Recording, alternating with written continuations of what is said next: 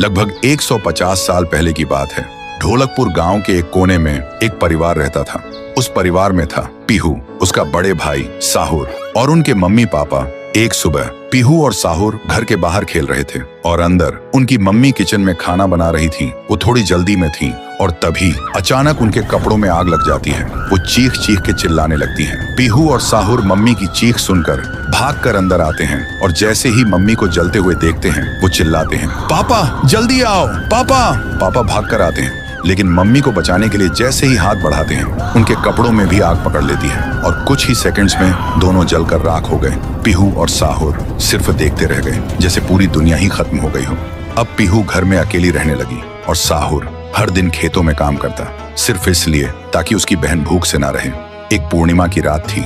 साहुर खेतों से काम करके घर लौट रहा था। तभी उसकी नजर जाती है एक घर की खिड़की पर। वो देखता है एक आदमी किसी का खून कर रहा था। ये देखते ही साहुर के पैर कांपने लगे और जैसे ही वो पीछे मुड़ता है एक और आदमी हाथ में खंजर लेकर खड़ा था। वो आदमी बिना कुछ कहे साहुर पर वार कर देता है। फिर गांव के लोगों को इकट्ठा करते हैं और वही आदमी चिल्लाता है, ये लड़का मेरे घर में घुसकर चोरी कर रहा था और जब मैंने रोका तो मुझे ही मारने की कोशिश की। अब आप लोग ही बताओ इसके साथ क्या किया जाए। गांव वाले गुस्से से भड़क उठते हैं और चिल्ला के कहते हैं, इसे उस पेड़ पे जिंदा उल्टा लटका दो। साहुर गिड़गिड़ाता है, मैं बेकसूर हूँ, मैंने कुछ नहीं किया। लेकिन गांव के किसी ने भी उसकी एक ना सुनी। उधर उसकी बहन रात भर उसका इंतजार करती रही और सुबह जब वो उसे ढूंढने निकली तो देखती है उसका भाई गांव के बीच वाले सूखे पेड़ से उल्टा लटका हुआ है। ये देखते ही पीहू टूट जाती है, जोर जोर से चीखने लगती है और उसकी चीख पूरे गांव में गूंज जाती है। फिर गांव वाले पीहू को भी